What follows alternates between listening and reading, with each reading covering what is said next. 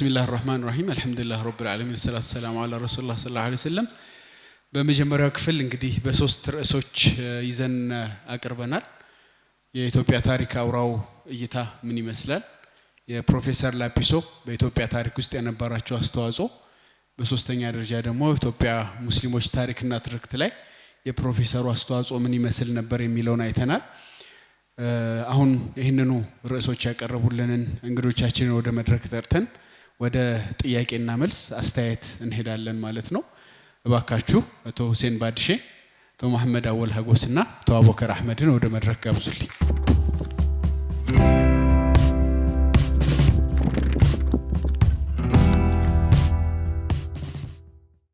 ኸይረን እናመሰግናለን በጣም ፋሲኔቲንግ ቆይታ እንደነበረ እናምናለሁ ወደ ተመልካች ድል ከመስጠቴ በፊት ከርዕሱ ትንሽ ወጣ ያለ ግን ለተሳታፊ ተማሪዎቻችን ሪሌቫንት ይሆናል ብዬ ማስበውን ጥያቄ አስቀድማለሁ ለሶስታችሁም ነው የሚሆነው ሂስትሪ እና ሂስቶሪዮግራፊ ላይ እንዳጠቃላይ በተለይ ኢትዮጵያ ላይ ምን ወደዛ ኢንተረስት ወሰደንና ምን ለኛስ ፋይዳ አመጣ እንደወጣት ተማሪዎችስ በምን ኤክስቴንት ሁሉም ሰው ሂስቶሪያን አይሆንም ግን ለሁሉም ሰው የሚገባ ሌቭል ሂስትሪን አንደርስታንድ ማድረግ ማወቅ እንደ ኢትዮጵያ ምን ሪሌቫንስ አለው ከራሳችሁ ተሞክሮ አንፃር ይሄን ሼር በማድረግ ብትጀምሩ ወደ ሐሳቡ ከመሄዳችን በፊት እላለሁ ከአቡበከር እንጀምር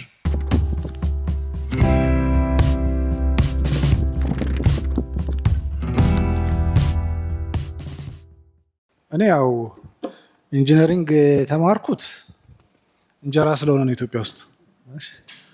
ኢትዮጵያ ውስጥ መጀመሪያ መብላት ስላለብን ነው ያ ማለት ግን ማህበራዊ ተሳትፎ ይኖራቸዋል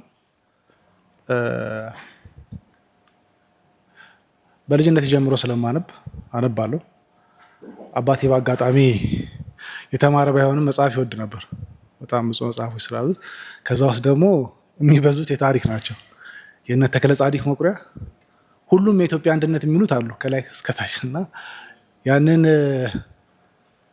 እሱን ባይ ዘ ዌይ እንደ ፕሮብሌም ነው እንደ ድል አይ ዶንት ኖ ክሪቲካሊ ማየት ያለባችሁ ራሳችሁ የሆነ ዘርፍ ውስጥ ገብታችሁ ወይ የንባብ ውስጥ ገብታችሁ ራሳችሁን እዛ ውስጥ ስታጡ የሚሰማው ስሜት እንግዲህ መጽሐፍ የሚያነብ ሰው ያውቀዋል ታሪክ ያው ከትምህርት ቤት ውጭ ያነበባችሁት ራሳችሁን እዛ ውስጥ ባለማግኘት ማለት it was so devastating በጣም እና ያንን ፍለጋ ስትሄዱ አጋጣሚ እንደነ ላጲሶ አይነት ሰዎችን ትርክት ውስጥ ትገባላችሁ ሰው ወዶ አይደለም በነገራችን ላይ ከአገሩ ወጥቶ የሌሎች ማንነትን ተሸክሞም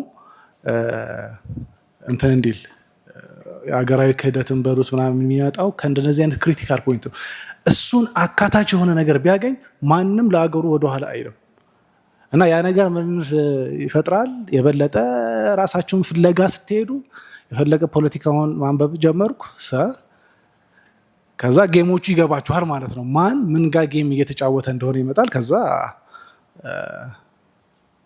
ራስን ማጠበቅ ይሆናል ማለት ነው ስለዚህ ራስን ከመጠበቅ አንፃር የተገባበት ህይወት ነው ማለት ነው እንትን እንጂ ከሙያዬ ጋር የሚገናኝም አይደለም ከዛ አንፃር ፕሮፌሽናል ሂስቶሪያን ወይ ፖለቲካል ሳይንቲስት አይደለሁም ከንባብ የሚመጡ ናቸው ያ ንባብ ግን የውስጣችሁን መክሊትን በሉት ምንም በሉት ከመፈለግና ራሳችሁን እኔ ምናልባትም የኢትዮጵያን ታሪክ ሳነብ በዛ ውስጥ ባገኝ ኖሮ ይሄኔ እንደዚህ ሄዳለሁ ብዬ ፍጹም አልጠብቅም ነበር ስለዚህ በዛ ራስን ማጣት ራስን እንድጠይቁ ያስፈልጋል ባይ ዘ ዌይ እንትን ብቻ ሳይሆን ከታሪክ ብቻ ሳይሆን እኔ ኬጂ የተማርኩት ካቶሊክ ሚሽነሪ ነው ኤሌመንተሪ የተማርኩት ካቶሊክ ሚሽነሪ ቸርች ገብቼ ያው ችግር ሲፈጠር አገሪቷ ላይ ጸልየን አባታችን ሆይ ስንገባ ስንወጣ ጸልየን ሃይ ስኩል ስገባ ፕሮቴስታንት ቶሽ ጋር ተምሬ እዛ ደግሞ ከባድ ነው የትምህርቱ እንደዚህ ስነ ምግባር ብቻ አይደለም እንደ ካቶሊክ ሚሽነሪ ብቻ አይደለም ፕሮቴስታንቶች ጋር ሲገቡ ደግሞ ሌቭሉ ከፍ ይላል እና እዚህ ውስጥ ስጣጡ የሚጎላችሁ እንትን ምንድነው ቫኪዩም መሙላት የሚገባችሁ በራሳችሁና ራሳችሁ ብቻ ነው ካልሆነ ወይ ከሁለመናው መውጣት ነው በዚህ ውስጥ በሚደረግ ጥረት ውስጥ የተገኘ ዕውቀት ነው ከዛ አንጻር ነው።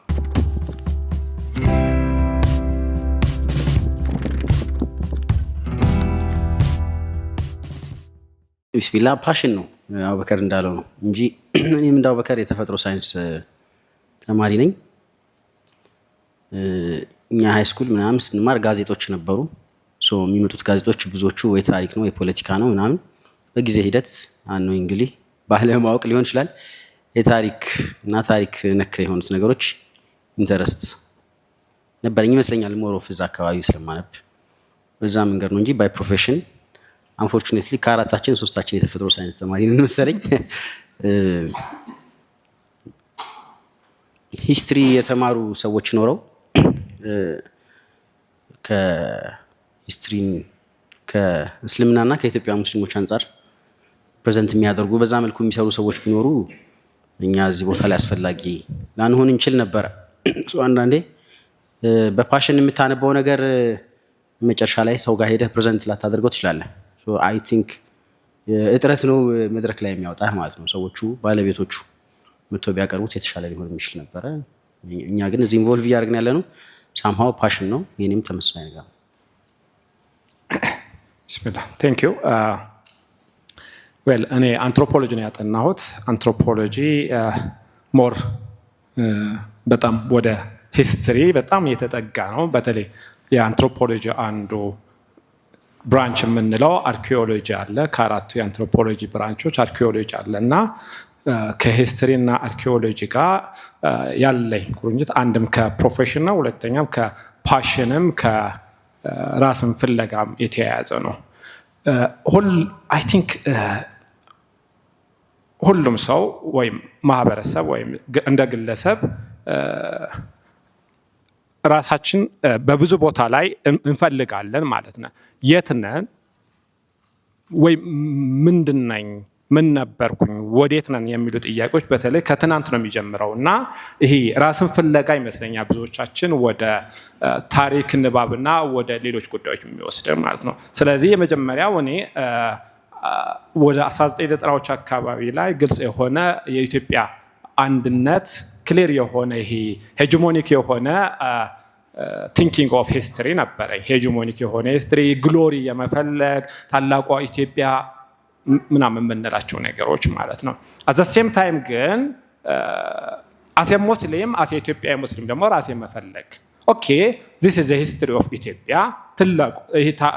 በጣም ትልቁ ግሎሪ ገናና የምንለው ኢትዮጵያ ታሪክ እያነበብኩ ሲሄድ ደግሞ አሴ ሙስሊም እኔ የለሁም እዛ ውስጥ ማለት ነው። ወይም የኢትዮጵያ ሙስሊሞች ታሪክ የምንለው ወይም የሌሎች ህዝቦች የምንላቸው ሌሎች ህዝቦች ታሪክ በግርጌ የተቀመጠበት ሁኔታ ስላለ ዋይ በተለይ አንትሮፖሎጂስት ሁሉም ካልቸሮች ባህሎች እና ማህበረሰቦች እኩል ጥሩ ናቸው የሚል አመለካከት በአንትሮፖሎጂ ስለተማርኩ ኦኬ ሁሉም ህዝብ ደግሞ የየራሱ የሆነ ጥሩ ታሪክ አለው፣ ገናና ታሪክ አለው። ሁሉም የየራሱ አንዳንዱ ታሪኩ የተነገረለት አለ፣ ሌላኛው ግን ታሪኩ ያልተነገረለት አለ።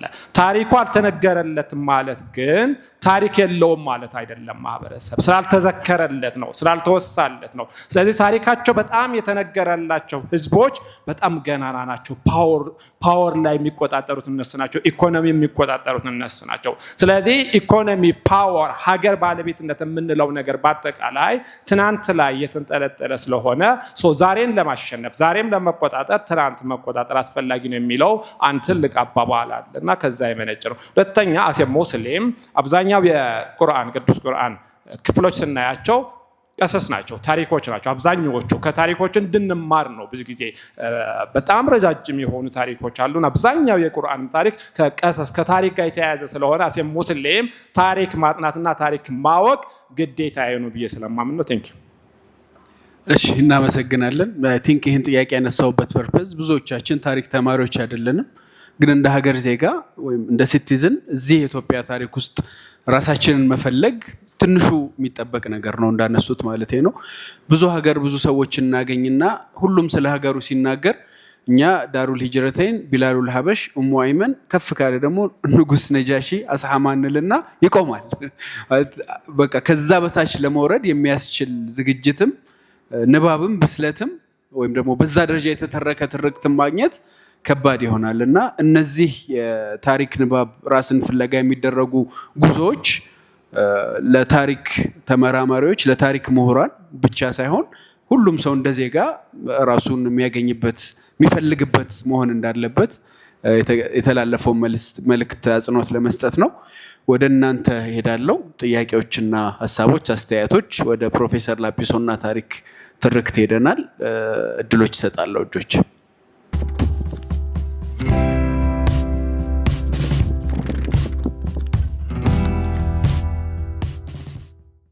አመሰግናለሁ።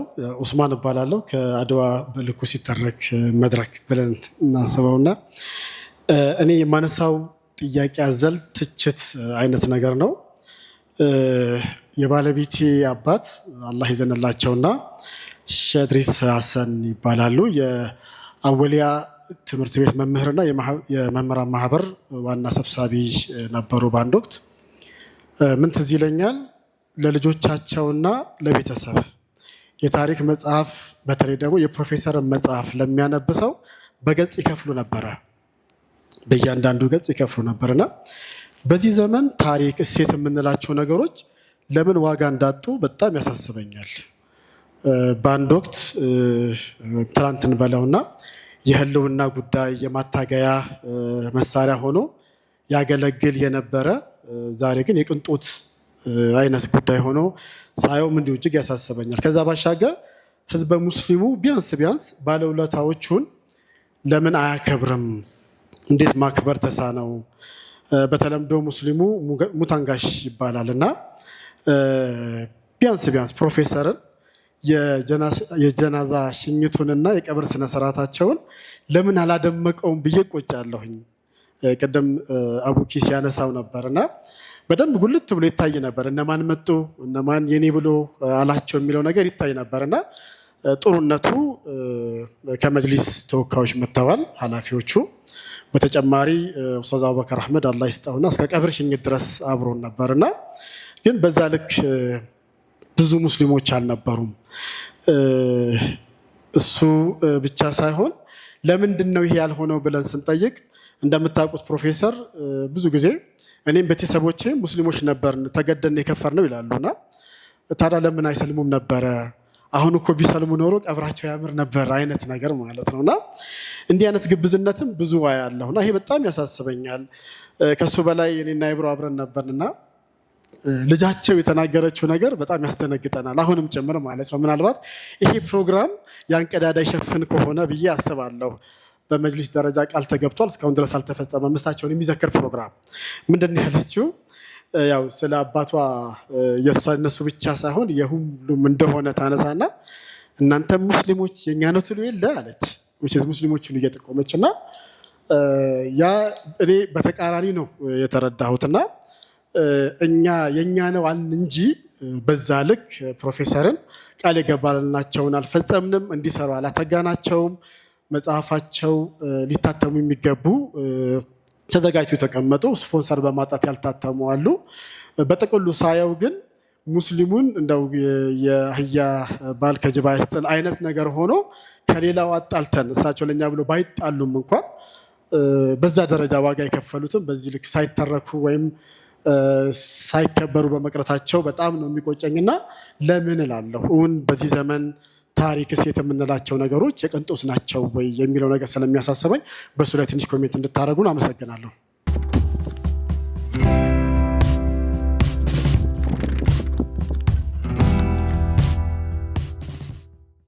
ሰላሙ አለይኩም ወራህመቱላሂ ወበረካቱ። አንዋር እባላለሁ። መጀመሪያ ሙስሊም ስቱደንት ሊግ እንዲህ ረሽ በሆነ ሀወር ላይ እንደዚህ አይነት ስክን ያለ ፕሮግራሞችን ማዘጋጀቱ ሳላመሰግን ማለፍ ቅር ስለሚለኝ ማለት ነው። በጣም ታንኪው፣ አሪፍ ነገር እየሰራችሁ ነው። መጀመሪያ አስተያየቶችን ላቅርብና ከዛ በኋላ ወደ ጥያቄዎች እሄዳለሁ። የላጲሶ ወይም ፕሮፌሰር ላጲሶ የታሪክ አጻጻፍ እንደ ፓራዳይም ሺፍት ይታያል የሚለውን ነገር ጥናት አቅራቢዎቹ ያነሱትን ነገር በጣም እቀበለዋለሁ። እንደውም አወከር ምን አለ፣ ለዚህ ትውልድ ምናልባት ፕሮፌሰር ሊርቁባችሁ ይችላል፣ የኛ ሰዓት ላይ ግን አንድ ፕሮቴክት የሚያደርገው ወይ ደግሞ ዲፌንድ የሚያደርጉልን ነበር የሚለውን ነገር በጣም አስታውሳለሁ። 1999 ላይ የ11ኛ ክፍል ተማሪ ያለን ሂስትሪ መጽሐፋችን ላይ ምናልባት ሼር የሚያደርገው ታሪኩ ሊኖር ይችላል። ስለ ሂጅራ የሚናገረው ታሪክ ላይ የነብዩ መሐመድ ፒክቸር ብሎ አምጥቶት ነበረ እና መጽሐፉ ተማሪዎች ጋር ከደረሰ በኋላ በጣም በፍጥነት ተሰበሰበ እና ያ ገጽ ተገንጥሎ ከእንደገና ተሰጠን። ምንድነው ተብሎ ሲጠየቅ ለካ ትልቁን ስራ የሰሩት ፕሮፌሰር ላጲሶ ናቸው። በእስልምና ታሪክ ውስጥ ፒክቸር የሚባል ነገር በጣም ፕሮሂቢትድ ነው፣ ስለዚህ መሰብሰብ አለበት ብለው አነሱት ተባለ። ኦንሊ ሰው ወይንም ደግሞ ብቸኛው የዛ ሰዓት ላይ እንደዚህ አይነት ነገሮችን ሊሰሩ የሚችሉት እሳቸው ነበሩ። ስለዚህ ለእኛ ትልቅ ቫሊዩ አላቸው። ምናልባት ሌት 19 ላይ ተማሪ ለነበርም ማለት ነው። የዚህ ትውልድ አሪፍነቱ በጣም ብዙ ሰዎች ከሳቸው በኋላ ብዙ ሙስሊም ምሁራኖች አሪፍ አይን ገላጭ የሆነ ስራዎችን እየሰሩ መጥተውላቸዋልና ምናልባት ኤክስፕሎር ማድረግ ከፈለጉ በጣም ብዙ አማራጭ አላቸው። የአህመዲን ጀበልን መጽሐፍ ማንሳት ይቻላል። የአብዱል ጀሊል መጽሐፍ ማንሳት ይቻላል። ሌላ አንድ የታሪክ ንቅለ ተከላ የሚል መጽሐፍም አለ፣ በጣም ቆንጆ ነገር። ስለዚህ እዚህ ትውልድ ላይ በጣም ብዙ ሰፖርት የሚያደርጋቸው ሰው አለ። የኛ ሰዓት ላይ ግን አቡበከር እንዳለው በጣም ዲፌንድ የሚያደርግልን ኦንሊ ሰው እሳቸው ነበሩ ማለት ነው። ምክንያቱም ራስን የኢትዮጵያ ታሪክ ውስጥ አለማግኘት ፔኑ አንደርስታንድ በጣም ነው ሼር የማደርገው አቡበከር ያነሳውን ነገር ማለት ነው። ሌላኛው እዚህ ጋር የማነሳው በነገራችን ላይ የሙፍቲ ዳውድ ሽልማት ላይ 2003 ላይ ተካሂደው ላይ የምታስታውሱ ከሆነ ፕሮፌሰር ምን አሉ? አህመድ ግራኝ ሲባል አትፈሩ አሉ። በጣም ህዝቡንም በጣም ፈን ያደረገው ግራኝ ማለት አስተካክለኝ ማለት ነው፣ ሼፕ አርገኝ ማለት ነው እንጂ ግራኝ ግራ የሆነውን ነገር አታስቡ አሉ። በጣም ሰውን ኢንትረስትድ ያደረገው ማለት ነው። ስለዚህ አህመድ ግራኝ ማለት አስተካክለኝ ማለት ነው ብሎ በጣም ኮንፊደንስ ቢውልድ የሚያደርግ ነገር ተናግረው ነበረ። በጣም ደስ ይላል ማለት ነው። ሌላኛው አመሰግናለሁ። ወደ ጥያቄ ልመለስ። የመጀመሪያው ግራንድ ኔሬሽን የሚባለው በነገራችን ላይ አሁን ኢትዮጵያ ላይ ከፕራይም ሚኒስቴሩ ጀምሮ ማለት ነው ታላቅ ትርክት ያስፈልጋል የሚል ሀሳቦች እየተነሱ ነው። ሰው ግራንድ ኔሬሽን ከዚህ በኋላ የምንፈልግ ከሆነ የእሳቸውን ሂስትሪዎች ወይም ደግሞ እሳቸው በተለያየ ዘመን የጻፉትን መጽሐፍ ነው ትሬስ ባክ ማድረግ ያለብን ወይንስ ደግሞ አሁን አዲሶቹ ወይንም ደግሞ ለእኛ ዘመን በሚመጠን መልኩ? ምክንያቱም የእሳቸው አጻጻፍ ትንሽ አውልድ ስታይል ነገር ስለሆነ አሁንም ለምንፈልገው ግራንድ ኔሬሽን የእሳቸውን ታሪክ ማንሳት አለብን ወይንስ አዳዲሶቹ የታሪክ ምሁራን ስፔሻሊ ሙስሊም የሆኑት የታሪክ ምሁራን ያነሱትን መጠቀም ይኖርብናል? እሱ የመጀመሪያው ጥያቄ ነው፣ ሀሳብ ብትሰጡበት። ሁለተኛው ላጲሶ ፕሮፌሰር ላጲሶ የተዘለለ የታሪክ ክፍተትን ለመድፈን የሞከሩት በጣም ትልቅ አስተዋጽኦ ያደረጉት እሱ ነው እና ቅድም አቡበከር ሲያነሳ ምን ነበር በጽሁፉ ላይ እነ ፕሮፌሰር ታደሰ ታምራት ምናልባት ቸርች ውስጥ ስላደጉ ያው ሰው የተነሳበትን ወይንም ደግሞ መሰረቱን መልቀቅ ስለማያስችለው ከዛ የተነሳ ሀሳባቸው እንደዛ ሆነ አሉ። እኔም ደግሞ ፕሮፌሰር ላጲሶ ምናልባት ታሪካቸው ላይ ስንሰማ መሰረታቸው ሙስሊም ስለሆነ ያቺ አይነት ቁጭት ስላለችባቸው ለመድፈን ያደረጉት ሀሳብ ነው ብላችሁ ታስባላችሁ? ይሄ ለሶስታችሁም የሚሆን ጥያቄ ነው። ሌላኛው ምንድነው ማነሳው ስለ አህመድ ግራኝ የተጻፈው የፈቱል ሐበሻ ወይንም ደግሞ አረብ ፈቂህ የሚባለውን ጽሁፍ ላይ እሳቸው በጣም ብዙ ክርክር ውስጥ እንደነበሩ በአንድ ወቅት የሰማሁት ነበረ። ምንድነው ጽሁፉን ወይንም ደግሞ የአረብ ፈቂህ ታሪክን ወደ ኢትዮጵያ ሂስትሪ ውስጥ ለማካተት ያደረጉት ጥረት በአዲስ አበባ ዩኒቨርሲቲ ፕሮፌሰሮች ወይም ደግሞ ታደሰ ታምራት፣ ሰርጎ ሀብለስላሴ ጨምሮ በጣም ብዙ ሙግቶች እንደነበሩባቸው ሰምቼ ነበረ። የአንድ የአረብ ታሪክ ጸሐፊ ለኢትዮጵያ መሰረት መሆን የለበትም ወይንም ደግሞ ከኢትዮጵያዊ ታሪክ ጸሐፊ ድጋፍ ማግኘት አለበት፣ ስለዚህ ተቀባይነት የለውም የሚል በጣም ብዙ ክርክሮች ተደርጎባቸው ነበር እና ምናልባት ፕሮፌሰር ላጲሶ በጣም ብዙ ሪጀክት የሚደረጉት እነዚህ አይነክ የሚባሉት ወይንም ደግሞ የሌሎች ታሪክ ጸሐፊዎች የጻፉትን የማፈራረስ ስትራቴጂ ስላላቸው በጣም ሪጀክት ተደርገዋል ብዬ አስባለሁ እና በዚህ ላይ ሀሳብ ብትሰጡበት በጣም አመሰግናለሁ። ታንኪዩ። በጣም እናመሰግናለን። ሶስተኛ አስተያየት ሰጪያችን ስለመጣ በጣም ደስ ብሎናል። እናሪያንን ፍለጋ የሚለው መጽሐፍ ጸሐፊ ነው ወንድምሻ ከሸካ እስከ ኩሽ ማለት ነው። ስለተገኘ ስላከበርከን በጣም ደስ ብሎናል። ሀሳብና አስተያየትን መቀጠል ትችላለህ። እሺ አመሰግናለሁ። ያው እንደተጠቀሰው እኔ የእስልምና እምነት ተከታይ አይደለሁም፣ የኦርቶዶክስ እምነት ተከታይ ነኝ። በዚህ ጉባኤ እንድገኝ ስለጋብዛችሁኝም በጣም አመሰግናለሁ። ሪፍሌክሽን ነው ሞር ትንሽ አስተያየት እንድሰጡበት ማነሳው የመጨረሻ ጥያቄ ይኖረኛል። አጠቃላይ ፕሮፌሰር ላጲሶ ማዕከል አድርገን ለማንሳት አንደኛ ሜንስትሪሙን አውራውን የኢትዮጵያ ታሪክ እይታ እሳቸው የወሰዱበት መንገድ በተለይ መስተጋብር፣ ትስስር የሚሉ ቃላትን ሁሉ ጨምረው ሰው እንደ ሀገር የሀገሩ ባለቤት የሆነው ሕዝብ ሁሉ የት ምን ነበረ ተብሎ በደንብ መገለጽ አለበት ብለው ቅድም ያላችሁትን ያስረዱበት መንገድ በጣም አስፈላጊ ነበረ። የዛኑ ያህል ግን አንድ ወሳኝ ሪኮሜንዴሽን ሰጥተዋል እና እሱን እንደው በተለይ እንደተባለው ተማሪዎች አይ ቲንክ ዩኒቨርሲቲም ተማሪዎች አሉ መሰለኝ እዚህ ጉባኤ ይሄ ሜንስትሪሙ ላይ ከሶርስ ጀምሮ ከታሪክ ምንጮች ጀምሮ ሲጠቅሱ የነበሩትን ነገር የተወሰነ ቻሌንጅም ገጥሟቸው እሳቸውም ደግሞ በደንብ ዲቴይል ሄደው ለማስረዳትም የተቸገሩበት የሚመስለው ነገር ከአረብኛ ምንጮች የመጡትን ማስረጃዎች ሙሉ ለሙሉ ቀጥታ መቀበል ተቸግሬያለሁ የሚል ሀሳብ ጽፈዋል። ምናልባት አይታችኋል ይመስለኛል። እና ያንን ቢያንስ ጠቅሰውታል። ይሄንን ብትይዙላቸው ቢያንስ ጠቅሰውታል። አረብኛ ቋንቋ የምትችሉ በአረብኛ ቋንቋ ዙሪያ የፊሎሎጂ የቋንቋ ጥናት ያላችሁ ከሂስትሪ ጋር የምትማሩ እነዚህን ነገሮች የሳይንሱ ላይ ስትገቡ ታውቁታላችሁ። እነዛን ራሱ አርትኦስ ሰርታችሁ የአረብኛ ቋንቋ ኢትዮጵያ ውስጥም በአረብኛ የተጻፉ አሉ፣ ከውጭም ሀገር በአረብኛ የተጻፉ አሉ እና እነ ዶክተር አይ ቲንክ ረጂብ መሐመድ አብደላ የተረጎሙት አይነት ሊሆን ይችላል፣ ሌሎችም ሊሆን ይችላል። እንደዛ በጣም ወሳኝ የሆኑ ጨለማ ታሪክ፣ ጨለማ ዘመን ተብሎ የታለፉት በሙሉ ብዙ ማስረጃ አላቸው በአረብኛ።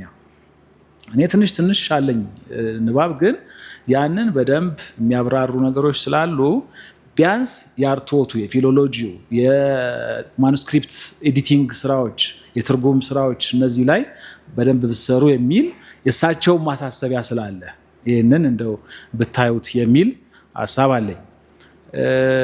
ሌላው ግን ምንድነው እንዲሁ አጠቃላይ ሪፍሌክሽን ነው። የሜንስትሪሙ ትርክት የክርስቲያን መንግስት ታሪክ፣ ኢትዮጵያ ክርስቲያን እየተባለ በብዙ ነገር ተገልጿል። እኔ አንድ ኦርቶዶክስ እምነት ተከታይ ነኝ። ቤዚካሊ ፋሚሊ ከደቡብና ከአማራ ቅልቅል ናቸው። ኢትዮጵያን ብዙውን ዞር ያለው ቤዚካሊ ደቡብ ኦሮሚያና አማራ ክልል ኖር ያለው ሰርቻለሁ። ህዝቡን በመጠኑ እረዳለሁ። ቤተክርስቲያን ውስጥም በዝርዝር አገልግያለሁ። ጀስት በክህነት ደረጃ ጭምር አገልግያለሁ እና አሁን አምጬ ወጥቻለሁ። አምጬ የወጣሁበት ምክንያት ይሄው ነው፣ ሌላ የለውም። ጀስት እውነቱ ቤተክርስቲያን ውስጥ ያለው ነገር ጥያቄ ስላለኝ ማለት ነው። ጥያቄ አለኝ ብዬ ስወጣ መጀመሪያ ጥያቄውን የውስጥ ላይ ዳያሎግ የማድረግ ነበረ ሙከራዬ ከሚመለከታቸው ጋር። ዳያሎጉን ግን ቀጥታ እንደ ክህደት ወይም እንደሌላ የመቁጠር ዝንባሌ ስለነበረ ነው ውስጥ ሆኜ መስራትም መነጋገርም ያልቻልኩት። ፋይናሊ ምንድነው ለቤተ ክርስቲያንም አልጠቀማትም። ይሄ ሜንስትሪም የሚባለው ግራንድ ናሬሽን የሚባለው ኢትዮጵያ እንዲህ ነች፣ ታላቅ ነች፣ ወዘተ 3000 ዓመት ተብሎ የሚተረከው የክርስቲያን መንግስት የሚባለው ለኦርቶዶክስ ቤተክርስቲያንም አልጠቀማትም። በደንብ ከገመገማችሁ ታውቁታላችሁ። ቤተክርስቲያን ጭምር እየጎዳ ያለ የተሳሳተ ትርክት ነው። ቤተክርስቲያን የጠበበችው፣ ቤተክርስቲያን ዛሬ ያለው ችግር ውስጥ የገባችው በዚህ ትርክት ምክንያት ነው። ኦርቶዶክስ የአማራ ነች፣ ኦርቶዶክስ የነገስታት ምናምን ተብላ ፖለቲሳይዝድ ሆነች። ይህም ደግሞ ከሮም ቸርች ጋር ታውቁታላችሁ። ሮም ፖለቲካል ተሳትፏ ትልቅ ነው። ከዛ ጋር ተያይዞ ሮም ውድቀቷም ከዚህ ጋር የተያዘ ነው ተብሎ ታውቁታላችሁ የሚተረከው እና አሁን ይሄንን ፐርስፔክቲቭ እንድታዩት ፈለግኩኝ። መድረክ አቅራቢዎችም እዚህም ተማሪዎች ወደፊት እንደው ኦርቶዶክስ ቸርች የዛ ታሪክ ባለቤት አድርጋችሁ አትቁጠሩት። ተራኪዎቹ ናቸው እንድንቆጥር የፈለጉት። ጸሐፊዎቹ እነ ስርግው ወይም ምንላቸው ምናልባት መስፍን ወልደ ማርያም እዚህ ጋር ጥሩ አቅጣጫ ሰጥተዋል። መስፍንም መታሰብ አለባቸው በላፕሶ መንገድ መስፍንም መታየት ያለባቸው ይመስለኛል። ትርክቱ ትክክል ነው ወይ ብለው መክሸፍ እንደ ኢትዮጵያ ታሪክ ብለው ያቀረቡት እኮ ኢንክሉሲቭ አይደለም። ኢንክሉሲቭ ላለመሆን ሆን ተብሎ ተሰርቷል። የመስፍን አቀራረብ ሆን ኢንክሉሲቭነት ዝም ብሎ ቅድም አይ ቲንክ ሁሴን ይመስለኛል ያቀረበበት ነገር ሄጂሞኒ ሆን ተብሎ ለሆነ ፕሮጀክት የተሰራ ነው። ያ ፕሮጀክት የኢትዮጵያ ፕሮጀክት አይደለም። ይህንን አሁን ማስረዳት ጊዜ ይወስድብኛል፣ ይቅርና ግን ለኢትዮጵያ ተብሎ የተሰራ አይደለም። ቤዚካሊ ከክብረ ነገስቱ ደራሲ ወሊስ በጅ እንዳለው ሞር አይሁድ ነክ ሶርስ ያለው የአይሁድ ኢንተረስት ያለው ሰው የጻፈው የሜንስትሪም ናሬሽን ነው። ስለዚህ የኦርቶዶክስ ኢሹ አይደለም፣ የኦርቶዶክስ ፕሮጀክት አይደለም። ኦርቶዶክስን እዛ ውስጥ ጠልፈዋታል፣ እዛ ውስጥ አኮስምነዋታል፣ እዛ ውስጥ ፖለቲሳይዝ አድርገው የመንፈሳዊ ወይም የሃይማኖት ስራውን ትተው ወደ ፖለቲካ ስራ አስገብተዋታል። እና ይሄንን እኛም አልተግባባንም። በዚህ ጉዳይ የምንነጋገር የኦርቶዶክስ ተከታዮች ይሄን አንደርስታንድ አድርጋችሁ ስለ ሙስሊም ስትሰሩ፣ ስለ አረብኛ ምንጮች ስትሰሩ አትፍሩት። ኦርቶዶክስ ውስጥም ገብታችሁ የሆነ ስፕሊቶች አሉ፣ ስንጥቃቶች አሉ፣ መለየት ያለባችሁ። ቶታሊ የኢትዮጵያን ናሬሽን የሚቀበለው ኦርቶዶክስ ብዙ አይደለም። ለዛ ነው የትግራይ ለብቻው የሚገነጠለው፣ የኦሮሚያ ለብቻው ኦርቶዶክስ ሲኖዶስ እያለ ክፍፍል የመጣው ናሬሽኑ ስላላግባባን ነው። ገና ይቀጥላል። እኔ እንደ አንድ ኦርቶዶክስ ምነግራችሁ ይሄ ኦርቶዶክስ ውስጥ የተፈጠረው ልዩነት ገና ነው። በመቻቻል በመጋባባት ነው ያለ እንጂ አሁን ያንን ሜንስትሪም ናሬሽን እንቀጥል የሚሉ ካሉ አሁንም ይቀጥል እንዲፈልግ የሚሰሩ አካላት ካሉ ኦርቶዶክስ ውስጥ ያለው መከፋፈል ገና ስለሚቀጥል ይሄንን ተረዱት ለማለት ፈልጌ ነው። ተረዱት እና በደንብ በድፍረት ማንም እንግዳ የለም ኢትዮጵያ ውስጥ ማንም ዲስኦን የሚደረግ በሆነ ሰው የሚሰጠው ማንነት የለም። ሁሉም ሰው የኢትዮጵያ ባለቤት ነው። ትንንሽ ነገርም ፖዚቲቭሊ ስንጽፍ አልነጃሺ ኢትዮጵያ ውስጥ በእስልምና ንጉሥ የነበረ ሰው ብሎ መናገር ምንድን ነው የሚያጋጨን ብለን ስንናገር በጣም እንግዳ ይሆንባቸዋል። ያ እንግዳ የሚሆነው በደንብ ስላልተጻፈ ነው። የሬዚስታንስ ጽሁፍ አፕሮች አለ። ሬዚስታንሱን ተውትና ኦነር ሁኑ። እኔ እዚህ ላይ የምትጽፉ ሰዎች አይ ዶንት ኖ ቃላቱ ትንሽ ላይመቻችሁ ይሁን አላቅም። እንደ ኦነር የኔ ኢትዮጵያ ብላችሁ ሙሉን የግራኝ አህመድ የኔ ኢትዮጵያ ግራኝ አህመድ ንጉሠ ነገሥት ዘኢትዮጵያ ብላችሁ ነው መጽሐፍ። እኔም እንደዛ ሞክሬያለሁ ትንሽ። ግራኝ አህመድ ወይም ኢማም አህመድ ኢትዮጵያ ንጉሠ ነገሥት ከዚህ ዘመን እስከዚህ ዘመን ብለን መጽሐፍ አለብን። ኢማም አህመድ ሙስሊም ስለሆነ አይደለም የኢትዮጵያ ሰው ስለሆነ ነው ያን መጽሐፍ ያለብንና በዚህ መንገድ ኦነር ሆናችሁ መጽሐፍን በተለይ ታሪክ ላይ የምትጽፉ ታሪክ ላይ የምታጠኑ ሰዎች የኦነር ፐርስፔክቲቭ ይዛችሁ ብትሰሩ ጥሩ ነው የሚለው። አመሰግናለሁ።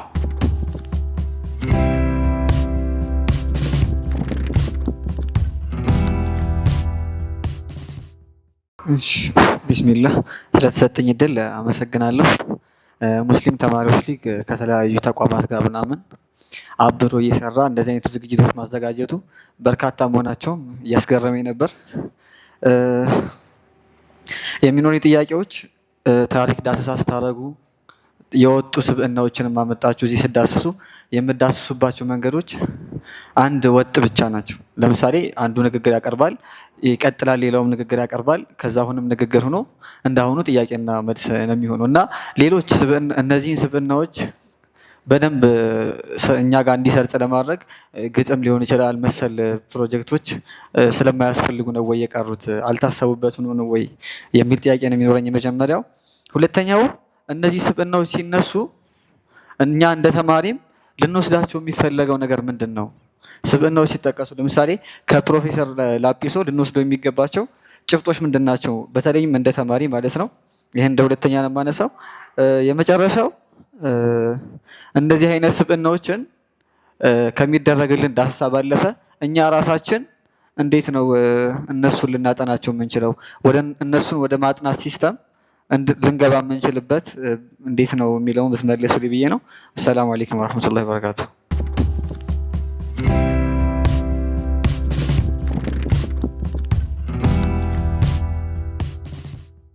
ስፔሲፊካሊ አይ ዶንት ኖ ወደ እኔ የመጣ ጥያቄ አንድ ብቻ ይመስለኛል፣ ግን አይ ዶንት ኖ እንዴት እንደሚሆን አላውቅም።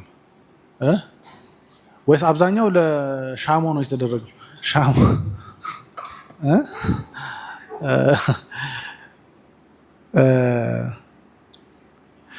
ከስፔሲፊካሊ ወንድሜ የጠየቀኝን መንግስት አሁን ግራንድ ናሬሽንን ጀምሯል።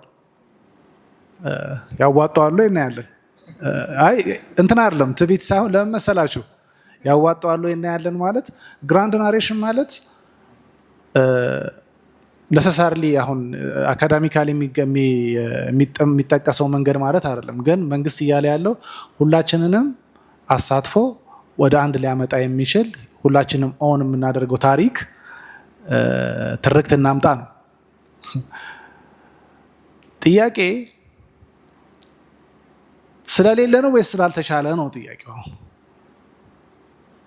ይኸውላችሁ አሁን ላይ ድሮ ናሬሽን መፍጠር እጅግ በአሁኑ ጊዜ ከሚታሰበው በጣም ቀላል ነበር።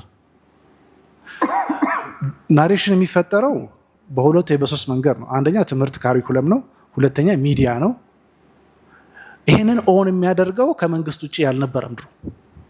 ስለዚህ ህብረተሰብ ውስጥ ማስረጽ በጣም ይቻላል። ለዛ ነው እኛ በደርግ ፖሊሲ ተምረን ይኸው ኢትዮጵያ የምንለው ማለት ነው። እንትን አትሉትም፣ መገደብ ትችላላችሁ። እውቀትን መጥናችሁ በልኬቱ እንዲያስብ ማድረግ ይቻላል። ናሬሽን መፍጠር ይቻላል። ይሄ ዲጂታል ኤጅ ግን በጣም ከባድ ነው። መንግስት ትምህርት ቤት ውስጥ የሚሰራው በበለጠ መልኩ ከወጣ በኋላ ሚዲያው ላይ ወጥቶ የሚያፈርስበት ብዙ አለ። ትምህርት ቤት ቢያደርግ የራሱን ሜንስትሪም ሚዲያዎች ተጠቅሞ ልስራ ቢል አንለስ ኤንድ አዘርዋይስ ሁሉም የፖለቲካ ፎርሶች ተስማምተው የተሻለ የሚሉትን ተቀባይነት እስከሌለው ድረስ ግራንድ ናሬሽን በዚህ ኤጅ እጅግ በጣም ከባድ ነው። ስለዚህ ስለፈለገ አይደለም ማለት ነው። ይቻላል ወይ ነው የእሳቸው መንገድ ነው ወይ የሚያዋጣው? አይመስለኝም፣ ግን አላውቅም። ግን የእሳቸው መንገድ ባይዘው የእሳቸው መንገድም እኛ እንደ ሙስሊም ምንድን ነው መሰላችሁ ማንም በሌለን ሰዓት የነበሩ ባለውላታችን ናቸው። በቃ እሳቸው ይሄ ደግሞ ማንንም ሰው ስፔሻሊ ሰዎችን ስትሰጡ ክብር ከዚህ ነው የሚጀምረው። ዛሬ መብዛቱን ወይም ደግሞ ኦፕሽኖች መኖር አልነበሩ። ነገር ግን እሳቸውም በሄዱበት መንገድ ኤሊኔት የሚደረጉ ሌሎች ማህበረሰቦች የሉም ማለት አይደለም። ስለዚህ የእሳቸውን መንገድ ምንድን ነው ሌላውን ልታቅፍ አጭር ጋቢ ይዛችሁ ያልተሸፈነውን ለመሸፈን ስትሄዱ የሚገለጥ አካልም አለ። ስፔሲፊካሊ ቤተ ክህነት ላይ ያላቸው አቋም ሲሪየስ ነው። በተሻለ ሎጂክ በተሻለ ቋንቋ ቢያደርጉት ፕሪፈር ማድረጋቸው እንትኖች አሉ፣ አካሄዶች አሉ። እንደ እንትን እሳቸው እንደ ጠቅላይ ግራንድ ናሬቲቭነት እንውሰድ ካለን ኤኒዌይስ፣ ስለዚህ የእሳቸው መንገድ ግራንድ ናሬቲቭ አስፈላጊ ነው፣ ይቻላል ወይ እርግጠኛ አይደለሁም። የእሳቸው መንገድ ግን ነው ይሆናል ወይ? አይ ዶንት ቲንክ ሶ። የእሳቸው ወደ ሙስሊም ጥብቅና ከየት መጣ የሚለው ቅድምም ከወንድሜ ከማሜ ጋር እያወራን ነበር። የታሪክ ጸሐፊያንም በነገራችን ላይ በሆነ እንትን ኮንክሉድ አታርጓቸው፣ እንደኛ ሰዎች ናቸው። ብዙ ፋክተሮች አሉ። ማንነት አለ፣ የስራ ሁኔታ አለ። በእሳቸውና ቅድም የረሳኋቸው ሰርገው ሀብለስላሴ እነ ታደሰ ታምራት መካከል ያለው እንትን ቀላል አይደለም። ያስ ኢቭን ያኔ እንደመጡ አዲስ አበባ ዩኒቨርሲቲ ቢገቡ ኖሮ በዚህ ሌቨል ይሄዱ ነበረ? እርግጠኛ አይደለሁም። ለመሰራችሁ ኮንፍሊክት አንዳንዴ ሼፕ ሊያደርገን ስለሚችል ማለት ነው። እልህ ውስጥ ልንገባ ስለምንችል ያ ማለት ስኮላርሊ ባክግራውንድ ስለሌላቸው አይደለም። እሱም ሮል ሊኖረው ይችላል። ባክግራውንዳቸው ከሀዲያ አካባቢም ስለሆኑ ያለፉበት ህይወትም ጭቆናን የተገነዘበ ሰው እሱ የሚጽፈውን እንትን ሌላው ሊረዳው አይችልም እና ያም ድራይቭ አድርጓቸው ሊሆን ይችላል። አናቅም። ብቻ ብዙ ምክንያቶች ሊሆኑ ይችላሉ የሚል እምነት ይኖረኛል። አንዱ ነው ለማለት ግን እሳቸው መጠየቅ ነው የሚገባን። ከዚህ ውጪ ከእሳቸው የምንወስደው ትምህርት ሌላውን ከእሳቸው የምንወስደው እውነት ኢትዮጵያን የምንፈልጋት ከሆነ ቀጣዩ ጄኔሬሽን እኛው ያለፍን ያለን ጄኔሬሽን እየሆነ ስለሚሰማኝ ነውና ኢትዮጵያን የምንፈልግ ከሆነ ኢትዮጵያን መውደድ ምንድነው መግለጽ የሚገባን ሁሉንም አቅፈን ለመሄድ በመሞከርና በመሞከር ብቻ ነው። የራስን ምንድነው አኮፍሶ ሌላውን አኮስሶ የመሄድ እንቅስቃሴ ማንንም ሊጠቅም እንደማይችል ማወቅ። እሳቸው ይህን ሁሉ ርቀት የሄዱት እኔ ፕራይመርሊ ሁሉንም ለማስገባት ነው። ሜቶዶሎጂካል ኤረሮች ምናምን ሊኖሩ ይችላሉ። ግን ምንድነው ሁሉም ማንነቱ ተሰምቶት ኢትዮጵያ የምትባል ሀገር እንድትኖራቸው ስለሚፈልጉ ነው። ስለዚህ እንደዚህ አይነት ሀሳቦች ነገም በሌሎች ጉዳዮች ላይ ሲመጡ ይሄ ለሀገር ታማኝነት ትልቅ ሚና ነው የሚል እምነት አለኝ። አመሰግናለሁ።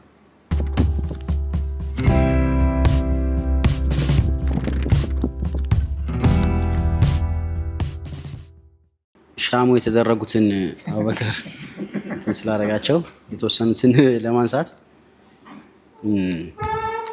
ታሪክ ኦልሬዲ ሀፕን ያደረገ ነገር ነው። ከዚህ ቀደም የተፈጸመ ነገር ነው እና ከክሪስቶፈር ክላፋም ጋር ተያይዞ የሱ በትክክል ሳይቴሽን የሱ ይሁን አላውቅም የሱ ጋር ተያይዞ የሚባል እንትን አለ የታሪክ ዴፊኒሽን።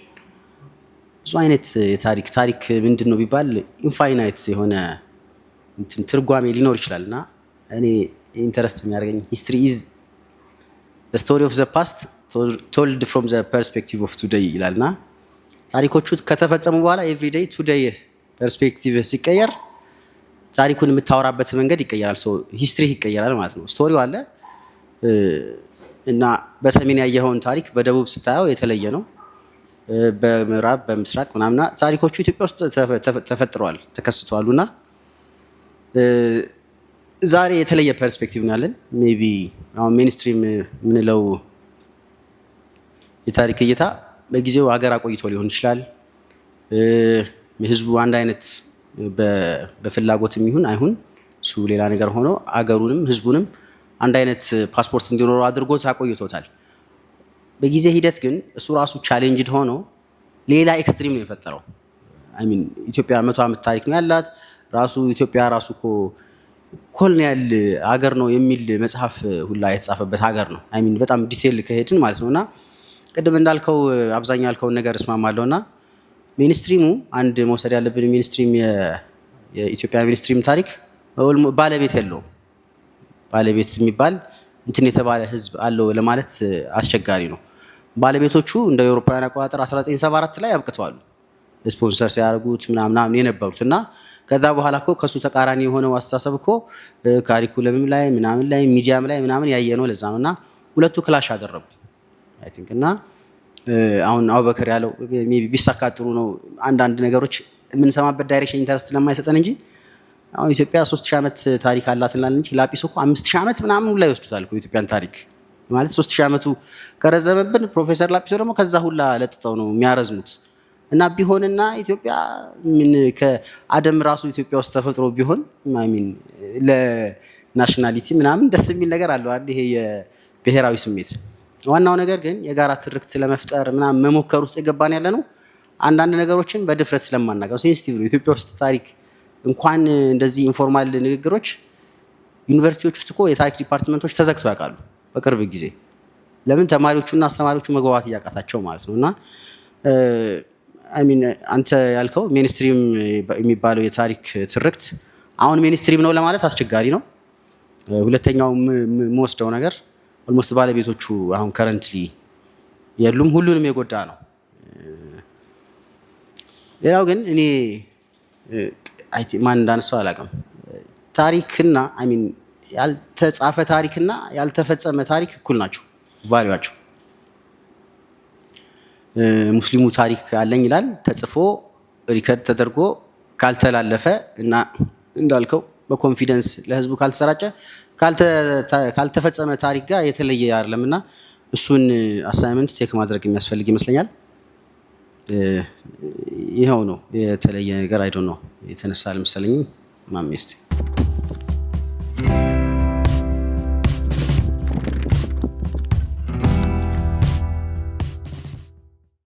ወደ እኔ የተወረወሩ ጥያቄዎች አላስታውስም፣ ግን ጀስት እንደ ሪፍሌክሽን የሚመስል ነገር ለማቅረብ በተለይ ግራንድ ናሬሽን የሚለውን ነገር ዌል ህዝቦች ወይም ዜጎች ሀገር ወይም እንደ ሀገር ግራንድ ናሬቲቭ የሚባለውን ነገር በተለይ መንግስታት ዜጎቻቸውን ሞቢላይዝ ለማድረግ ሀገራዊ ስሜት ለመፍጠር የተለያዩ መንገዶች ይጠቀማሉ።